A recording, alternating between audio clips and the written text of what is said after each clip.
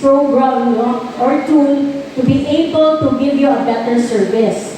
Okay? So this will already eliminate the long queuing of lines in our office and the notion that there are, there are some, we favor someone else or anybody, no? So this is now how it looks like. Okay? Next slide, please.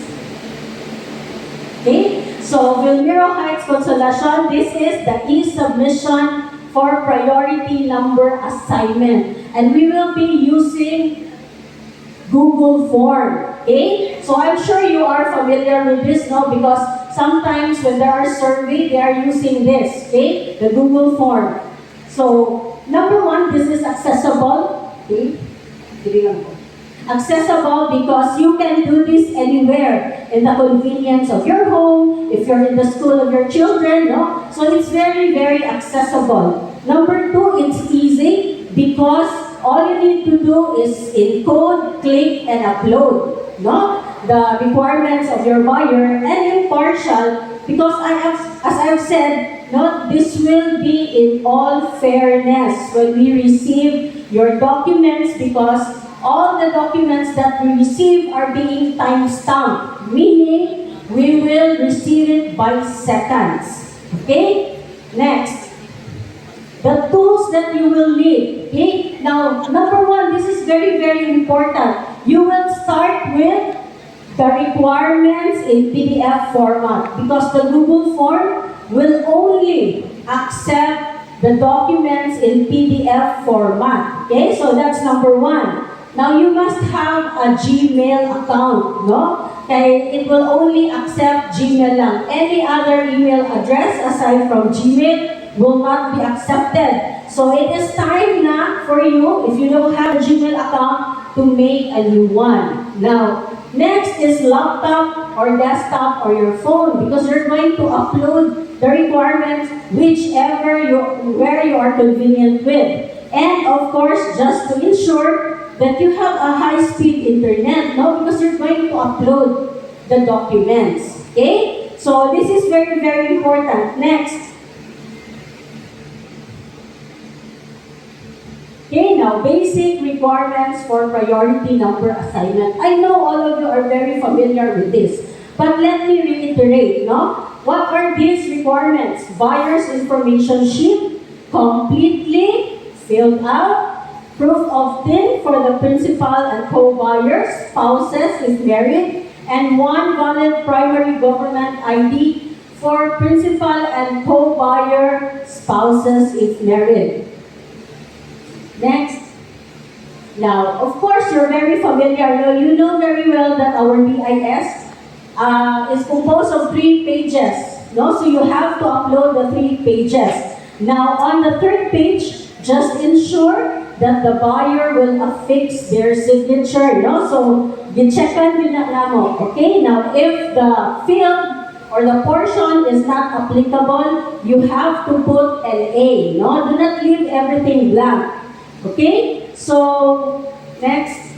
Now, again, ensure all fields are completely filled out. Empty fields will be considered incomplete. Okay? Now, aside from this picture, what is very, very important is the seller's data.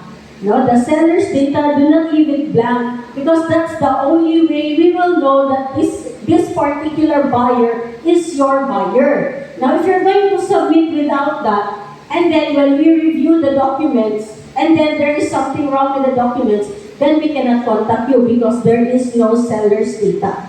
Okay? And ensure also that when you put the details, it's the correct details. No? Okay? Para dili ta masaa. Okay? Now, aside from that, the most we notice na disregard is the portion, no?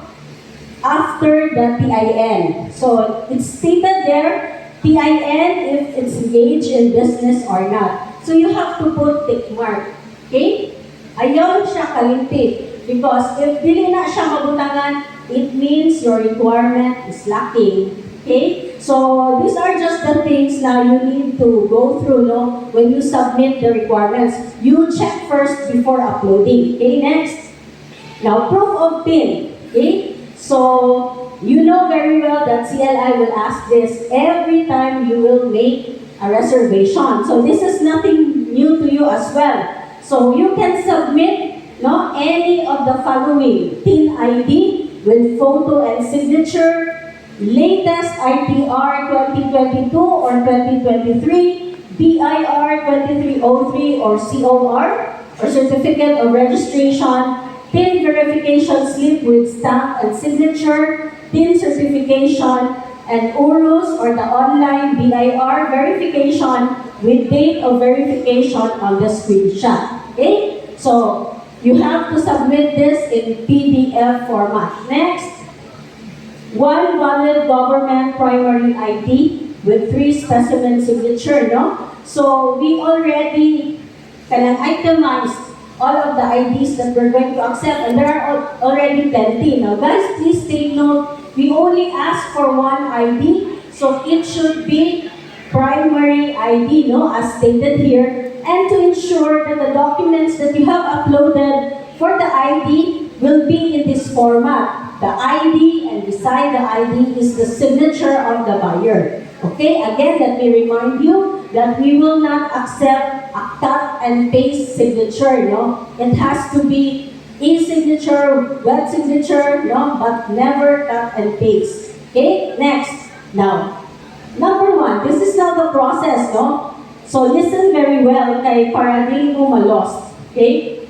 Number 1, scan all documents ahead of time, no? As I've said, it will be, the documents are accepted in PDF. So, we have a lot of mobile applications, no, that you can use when scanning the documents in PDF form. And we also have PDF converters. So, these are just the examples that you saw on the screen, no? You can use whatever as long as it is for your convenience. But, number 1 is to really scan the documents in PDF format. Next, only requirements submitted in the form will be considered. Now, for sellers with interested buyer, you must input and upload in the official format, no? In the link and the QR code that we will give you later on or tomorrow, no? So that is where you will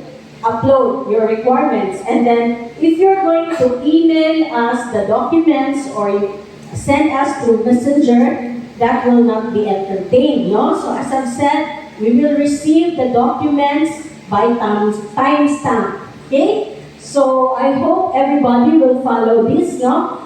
To get a better chance in getting the priority number. Okay? QR code will be released on December 12, 2023 at 5 p.m. so that by tomorrow, in December 13, 9 a.m., we will already accept responses or we will already accept your submission of requirements. Okay, so remember tomorrow we will send so that by on the Wednesday, I think Wednesday ng 13, at 9 a.m., you can start already uploading the requirements. Now, please take note that Master Circle Priority Lane does not apply during reselling activities. Okay? So, for a seller to secure a priority number, complete basic documents must be uploaded. So, I already discussed, what are the basic documents, and I cannot expound more because that we have been asking that for a very long time when you do your reservation. Next. Okay, now, please prepare to upload 1 file per requirement field and a total of 3 files maximum only. Okay, only PDF files will be accepted. And ensure to upload readable documents, otherwise the entry will be considered incomplete. Now, for example, our buyer's information composed of 3 pages, correct? No? So you have to scan the documents as one. Okay? no? Because when you upload that document, you will only upload in this add file, no? If you are going to upload it individually in the buyer's information sheet, in the proof of deed, in the valid IDs, then you cannot upload anymore the other requirements. No, so it has to be one buyer's information sheet in 3 pages, and then the proof of deed, of course, the proof of deed of the buyer, the co-buyer, the spouses, and everything in one document, and the IDs also in one document. Kaya para it will not reach the maximum, and then you will not have a chance again to upload it. No? Kaya more naman ang limitations sa Google Form. Okay? Next. Once an entry is deemed incomplete, this will not be assigned a priority number. Okay? Again, once the entry is deemed incomplete, this will not be assigned a priority number. Okay? So, based on our experience, in 1 minute, no, we receive 70 to 100 entries. Okay? So, it does not mean that when you encoded 901, you are already the first priority number. No? So that will eliminate already by asking why. Because there are a lot of you, and sometimes in 1 second, there are 3 people coming in for the requirements. No? So I hope you will understand that the priority number will be given, no?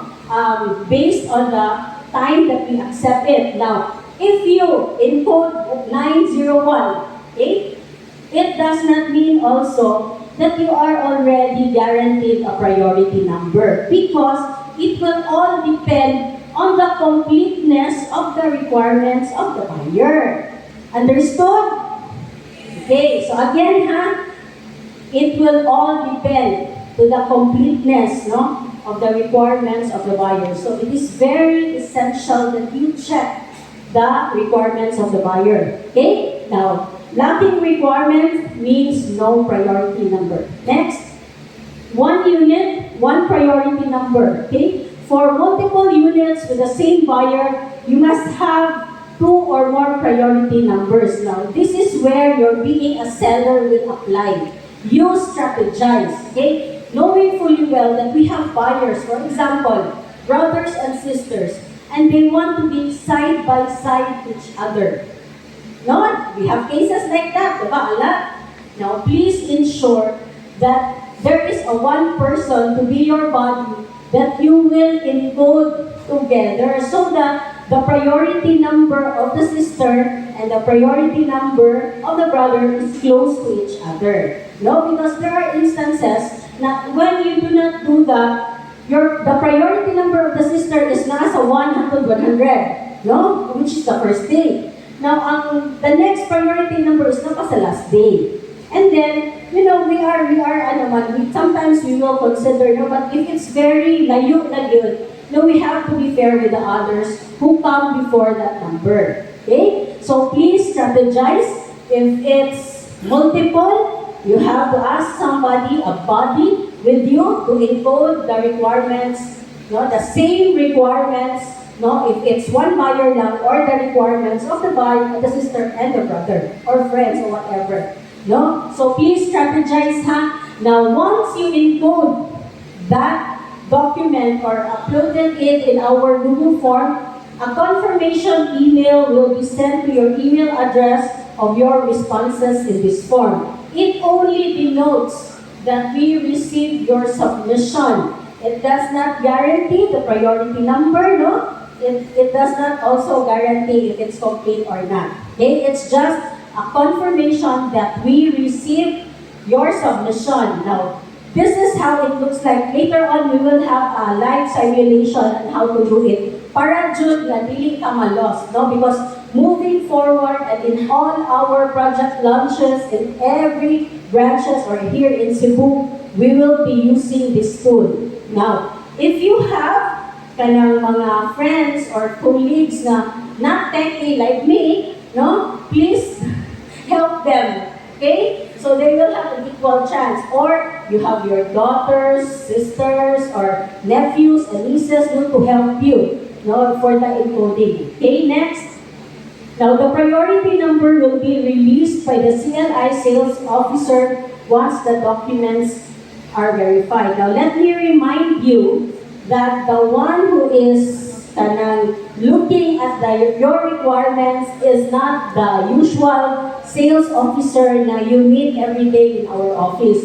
It will be done by our admin people. They are the ones checking the requirements if it's complete or not. Our role is to only advise the servicing date. Okay? Now, this is just an example. Do not be confused. Okay? The date, day 1, day 2, day 3. And then the time, that's 9 a.m. to 5 p.m. And then we are servicing priority number between 1 to 250. Okay, so this is ensure that we will be able to schedule it and service you by the number. And also, para di sa magbukod sa place. So you will know when will be the time you will come to the office because you are given this schedule. Upon giving or emailing you the priority number, we will also include the schedule, for your reference. So makabaw mo, unsa mo. Anyways, to be very honest, one day ra gyud. We are very positive na one day ra gyud ni, nato mahimo. But on the next day, of course, that will be open to all. If they manggali mahurot. Okay? Balik please. Number 9, priority number is non-transferable. Priority number is only applicable for the corresponding buyer. So, I hope nobody will come to us and, Mom, pwede na yun ako i-transfer, Kaya we just want to be fair with everybody. Just ensure that, ang inyong i-input is mupalit yun. Kaya sayang ang time na inyong i-devote. Okay? Now, during conversion, okay? So this is now the actual conversion. The seller with priority number will only have to bring or remember the priority number of your buyer, Kaya once na we call out the numbers, for our servicing, kunya makalimot ka sa number sa imong buyer. So you go back to the email. So always remember the priority number, And then completely filled out CLI sales authorization letter with buyer's signature, authorizing you, the seller, to reserve in their behalf. Now, these are the times when our buyer is not available to be with us during the conversion or during the reservation. So this is very important, that you will give us the CLI sales authorization letter. And then, of course, the reservation fee. Okay? Next. Now, this is now the actual simulation of the Google form, for a while, kaya mo i-transfer.